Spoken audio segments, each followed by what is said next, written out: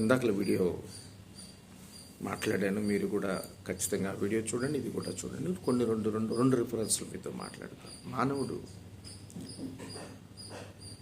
స్వదాగా చెప్పాలంటే చాలా మంచోడు.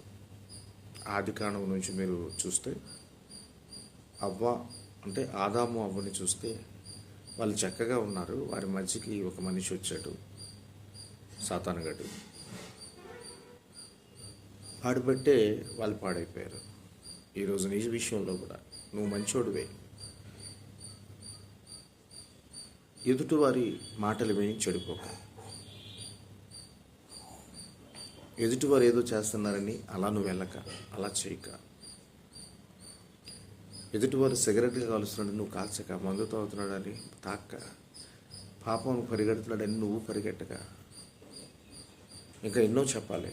అందుకే ఒక మాట మీతో పంచుకోవాలి. చూడండి, 2 మాటలు మీతో మాట్లాడతాను. సామెతలు మొట్టమొదటి అధ్యాయంలో 10వ వచనం, నా కుమారుడా, పాపులు నిన్ను ప్రేరేపింపగా ఒప్పకము అనుంది. అంటే పాపులు ఎవరన్నా ఇది చేయరా అది చేయరా అంటే నువ్వు ఒప్పుకోకూడదు. ఇది నువ్వు తెలుసుకోవాలి. ఒకవేళ వాడు చెప్పినట్టు నువ్వు వెళ్ళిపోయావు అనుకో, ఆ పాపం వల్ల ఏమైపోతావు అన్నది బైబిల్ గ్రంథంలో స్పష్టంగా ఉంది. రోమపత్రికలో ఒక మాట ఉంది. రోమపత్రిక 6వ అధ్యాయంలో 23వ వచనం, ఏలయనగా పాపం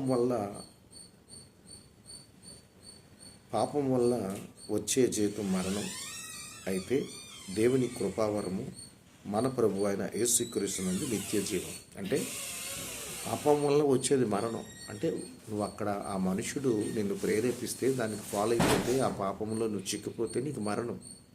అది 2వ మరణం అని ప్రకటన గ్రంథంలో ఉంది, చదువుకోండి. 20వ అధ్యాయంలో 12 నుంచి 15 వచనాలు చదువుకోండి. ప్రకటన గ్రంథం 21వ అధ్యాయంలో 8వ వచనం కూడా చదువుకోండి. దానివల్ల ప్రయోజనం లేదు. స్వదాగా నువ్వు మంచివాడివి. ఏది మంచి ఏది చెడు అన్నది నీకు తెలుసు. ఏది చేయాలి ఏది చేయకూడదు, ఏ మంచి మాట్లాడాలి ఏ మంచి మాట్లాడకూడదు అన్నది నీకు తెలుసు. నువ్వు తెలుసుకొని ముందుకు వెళ్తే పర్వాలేదు. అంతేగాని ఈ లోకాన్ని ప్రేమించి నీ ఇష్టానుసారంగా బ్రతికితే ఒక దినము తీర్పు ఉన్నది. అందుకే నువ్వు మార్పు చెందు. నువ్వు మంచోడు కనుక నీ తల్లిదండ్రులు ప్రేమించి, నీ భార్యని ప్రేమించి, అలాగే నీ పిల్లల్ని చక్కగా చూసి, అలాగే నీ భర్తను బాగా ప్రేమించి, నీ పిల్లల్ని చూసి, పక్కోడు ఎవడో చూస్తున్నాడని దెబ్బ అయిపోక తల్లి, పాడైపోవద్దు. పక్క ఆవిడెవరో చూస్తుందని పాడైపోక సహోదరుడా, నీ భార్య నీకు అందంగా ఉండాలి, నీ మనసుకి. నీ భర్త నీకు అందంగా ఉండాలి, నీ హృదయానికి. నీ కళ్ళల్లో బయటికి వెళ్ళేటప్పుడు, గడప దాటి బయటికి వెళ్ళేటప్పుడు లోకాన్ని ప్రేమిస్తే భార్య మాట వినలేవు, భర్త మాట వినలేవు, పిల్లల్ని శ్రద్ధగా పెంచలేవు. నీకు నచ్చినట్లు వెళ్తుంది కనుక, వారు చెప్పే పాపానికి నువ్వు లోనయ్యవు కనుక, నువ్వు దానికి ప్రేరేపింపబడి ఈ లోకంలో ఉన్నవాడితో స్నేహం చేసి ఒక దినము నువ్వు శపించబడతావని మత్తయి సువార్త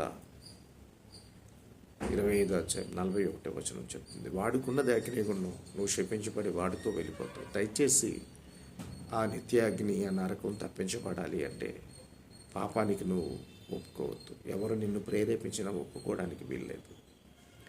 సరే, ఈ మాటలు విన్నారు కదా, నెక్స్ట్ వీడియో కూడా విందాం. ఖచ్చితంగా ప్రతి ఒక్కరు తెలుసుకోండి. God bless you all. Praise the Lord. మీ బ్రదర్ శైలేష్ పాల్.